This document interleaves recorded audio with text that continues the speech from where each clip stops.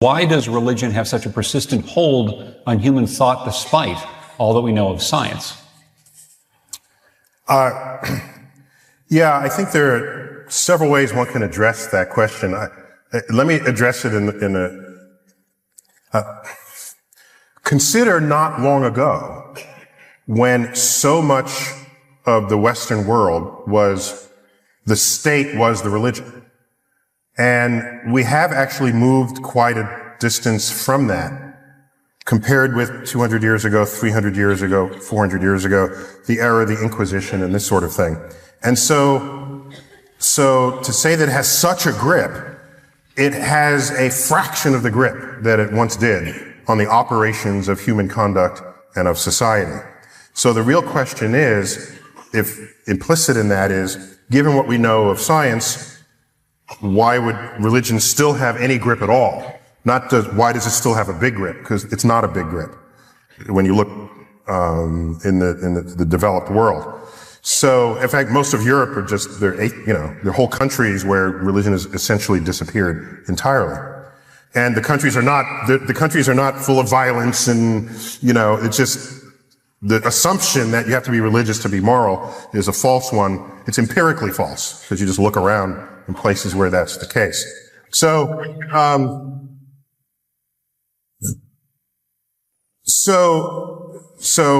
that's one fact. And we pull away from that a little.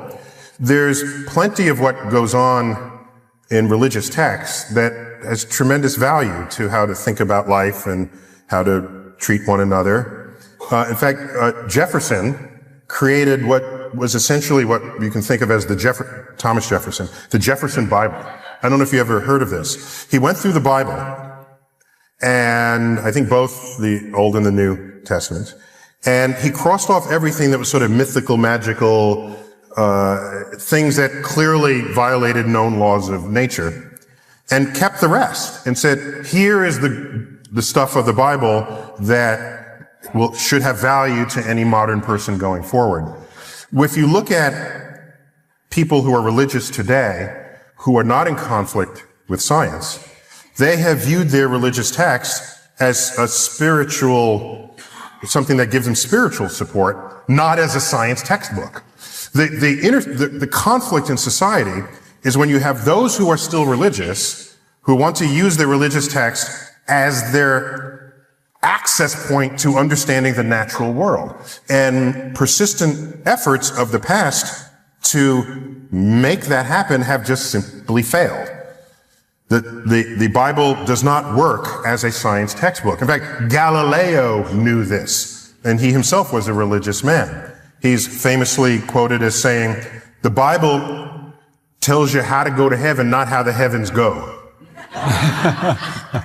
So on that scale, the conflict comes about when that subset of the religious community feels threatened by scientific discoveries that are different from how they interpret what the natural world should be in the Bible. I think it's that point where you get to the concept of the God of the gaps. You go, we do not understand this, science takes us so far, but we don't understand anything beyond that. Therefore, that's God. The stuff that we don't get, that's God. And the trouble with that is the moment that you actually go, no, we do understand that now. Is people going, well, did God just go away then? And it goes back, nice simple things like the rainbow. The point where you go, well, the rainbow actually, it's an optical effect. It's not something magic that gets put up in the sky to memorialize the flood. Plus, did you know that everyone sees a unique rainbow? No. That's right. The rainbow is an optical effect for the person who sees it.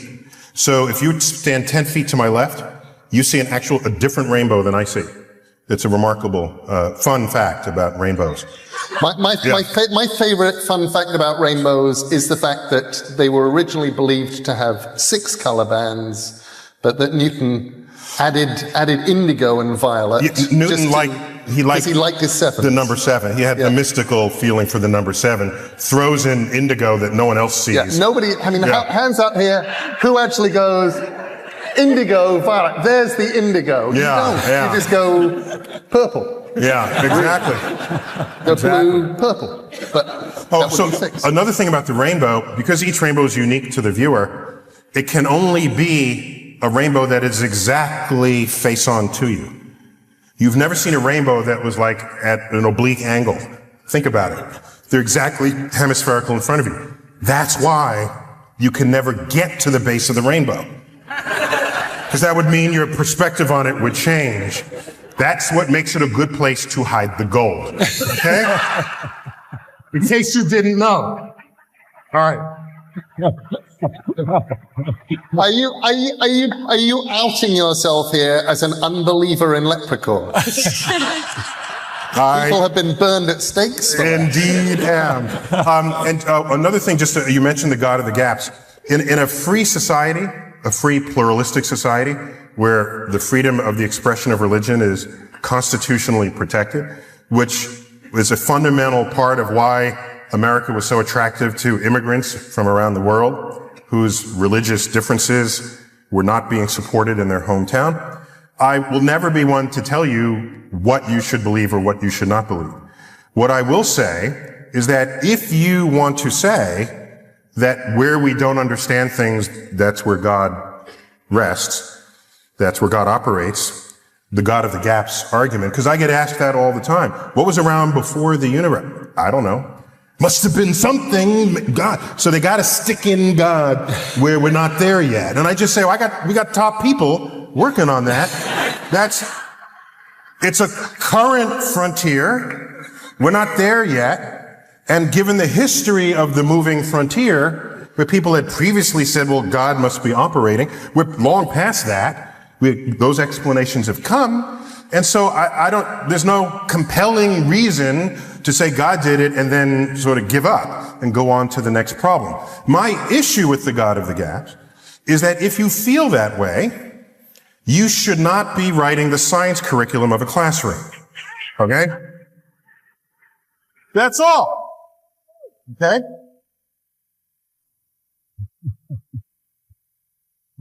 Because if you do, you are undermining the very process of what science is all about.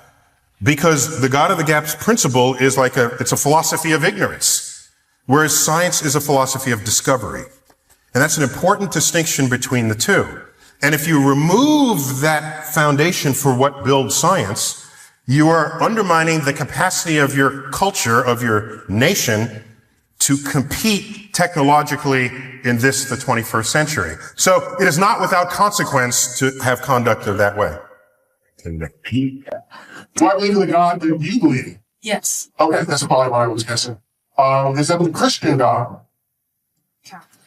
Catholic, that'd be Christian. Yeah. Okay, so, every time I hear someone say that God, I ask people, what is God up to? And they say God is good, and God is all powerful. And, okay.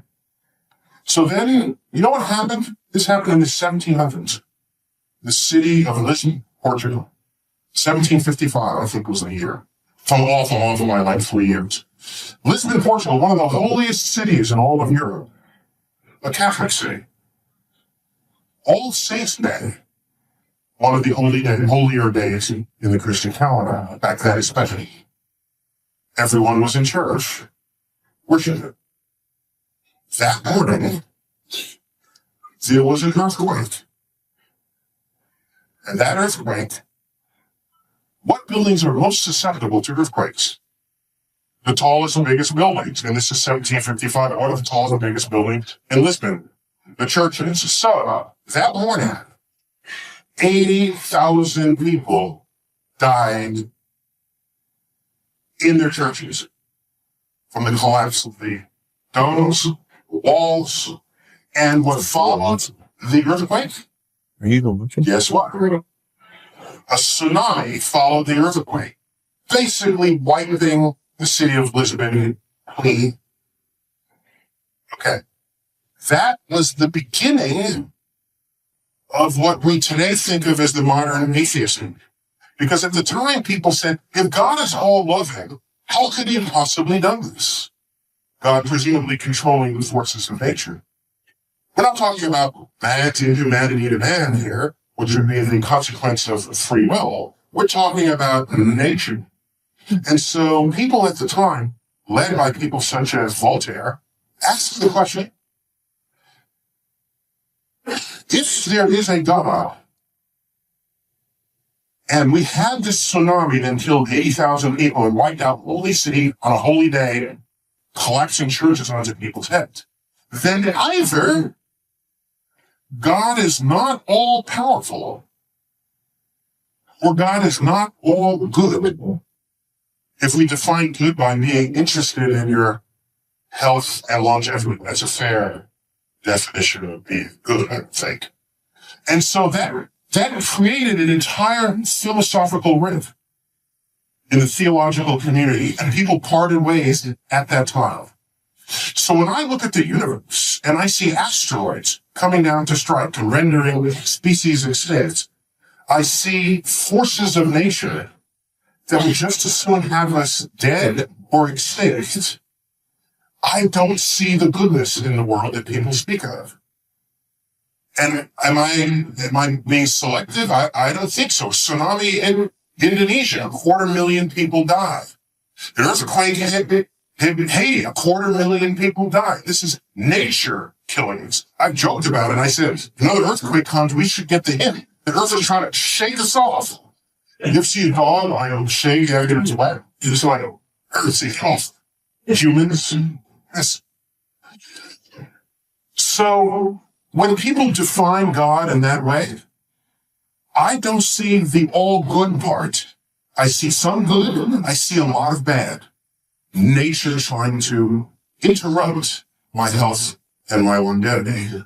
So now, that being said, nearly half of all scientists are religious. They pray to a God, half of all the West in America.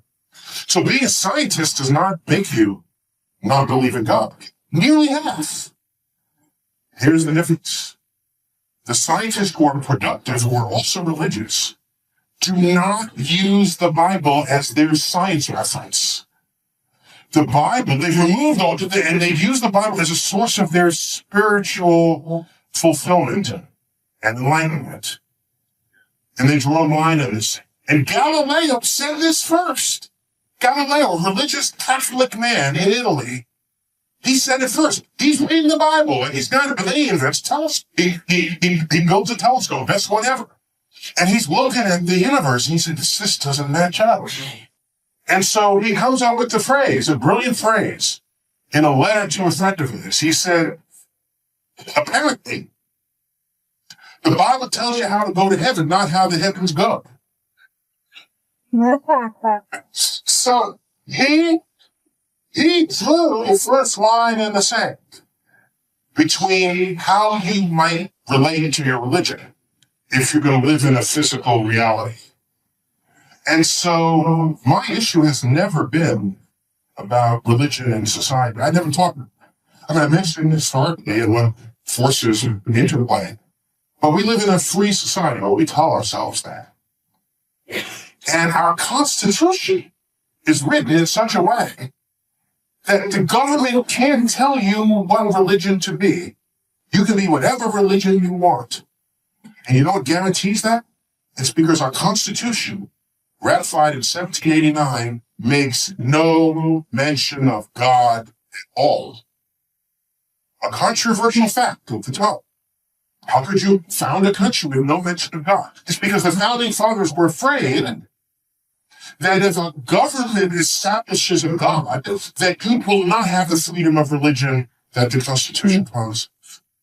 So the only way to guarantee that is to remove God from the Constitution altogether. Actually, God appears there in a trivial way. There's one mention of God, but it's not in any way that you would think. Did you know where it appears? Yes, it's Anno Domini 1789. That's where it's got the Constitution. So my point is that so because that, so you have the freedom to worship whatever you want. And here's where the rubber gets in the road. I have to go. Oh,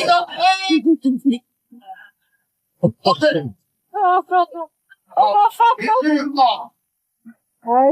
Since you are our future, I want you to understand something and not forget it. Are you ready? Okay. Religions all over the world constitute what we call belief systems. Okay? And your freedom to believe whatever you want is a right and even a privilege in a free society. That's a good thing. Consider, however, that if you believe something that's part of a religious philosophy, and someone else has a different religion that's a different religious philosophy, and you're not agreeing on another, there's another religion over here and another over here, and they don't agree, you're still free to believe what you want. But what that tells you is that it is unstable to build a government on a belief system. What you want is objectively verifiable truths around which we can all agree. That's what you build your economic system on, your governance on. Once you have that, then you go forth to your mosques, to your churches, and to your... Go forth and preach and believe whatever you want to. But know the difference, as Galileo did, between how to go to heaven and how to heaven. That's my answer.